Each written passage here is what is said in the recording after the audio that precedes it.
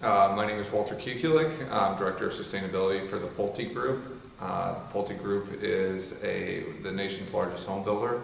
We build under three separate brands. Centex brand is for our first-time home buyer. The Pulte brand is for the move-up or second-time home buyer. And then we also build under the Del Webb brand, which is for our active adult market as well. Well, Walter, thanks so much for your time. If you could start talking to us a little bit about your Green Task Force, why that was developed and what you guys used the task force for. Yeah. About 2 years ago, the Pulte Group established a national Green Task Force made up of different personnel from each of our 6 different areas. We have people on there from construction, purchasing, marketing, PR, product design, research and development. The main mission and goal, I'd say, of the National Green Team is to drive recommendations and decisions and implementations as well of our kind of green and energy efficiency strategies by brand. And so what types of assessments do these groups make? A good example was last year. To give you a quick background, Pulte builds to Energy Star standards in many markets, but a few of our divisions hadn't yet adopted Energy Star in a community or two in some of the divisions.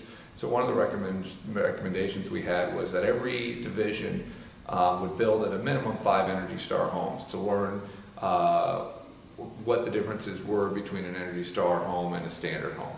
Other divisions were already building 100% to Energy Star levels, so that wasn't an issue with those divisions. But for the few divisions that weren't, we wanted them to at least kind of see what the differences were in construction practices. And what kind of impacts, as far as costs are concerned, or utility bill pricing is concerned, do you see from a greener home, whether it's an Energy Star or a LEEDs home, compared to just a home that isn't? Yeah. Well, it's going to depend by market, right? So in the Southwest, for example, to get to an Energy Star home is going to be less expensive than maybe in the Northeast or the Southeast. The reason for that is the Southwest is typically a drier, less humid climate, so it's what they consider a hot, dry climate, and it's easier to cool in a hot, dry climate than maybe in a hot, humid climate that you might have in the Southeast. So the solutions that you implement in the Southwest are going to be different than the solutions that you implement in the Southeast. An Energy Star home, so the current Energy Star code requires a home to be 15% better than code. So what that means is that your heating and cooling systems, your lighting systems, all combined are going to be 15% better, or at a minimum 15% better.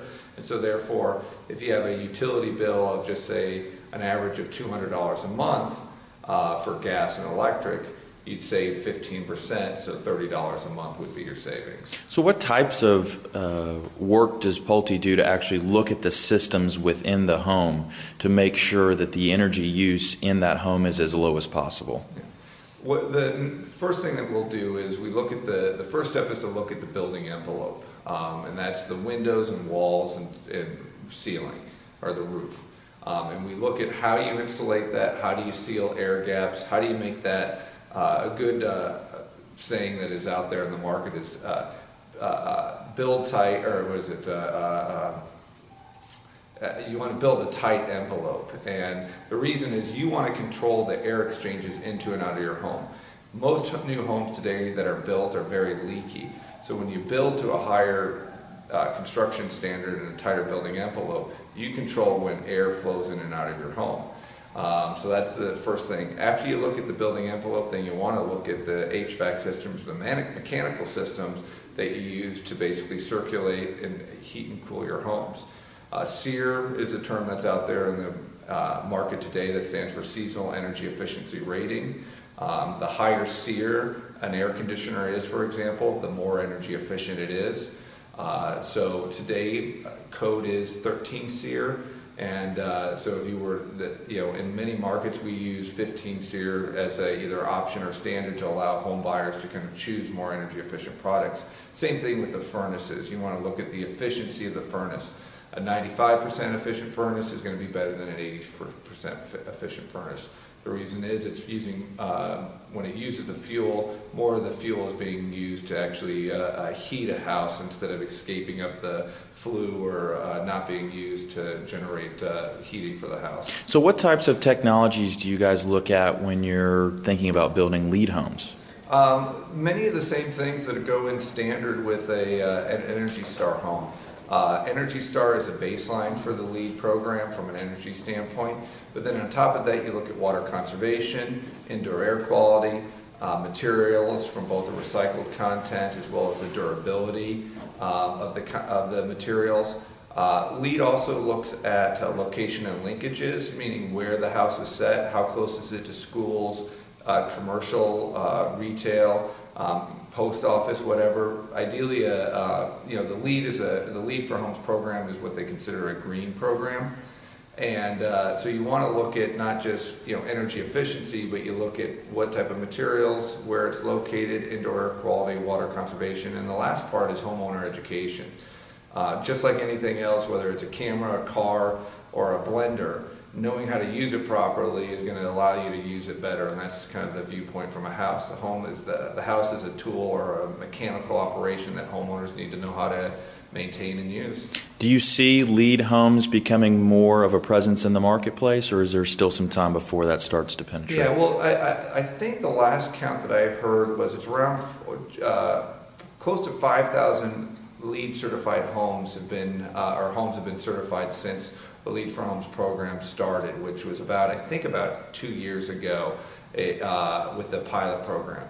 So when you think about that in today's market, right, we're only in 2 years you've had 5,000 homes certified to LEED standard. That's a pretty, I think a pretty great accomplishment for the U.S. Green Building Council, who owns the LEED for Homes program, or manages the LEED for Homes program. And looking as a percentage of the overall homes that are built, you can definitely see that LEED as well as other green programs are starting to take a larger percent of the market share. And so I continue to see, as consumers become more and more aware of the benefits of green certifications and energy efficient homes, they'll continue to become a larger part of the market share for the new home segment.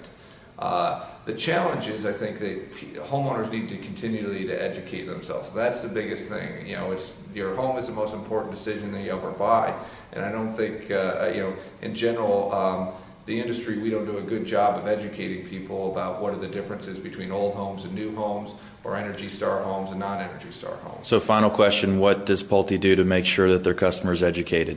Well, we take time. One of the first things we do is we do a 7-step process when you buy a home. We actually walk you through pre-construction or framing construction, pre-drywall, post-drywall.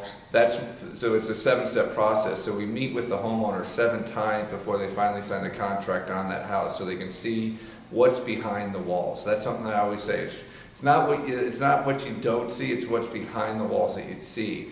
And so going through that 7-step process and watching your home get built and seeing the level of detail of our construction standards is a big education opportunity for our homeowners.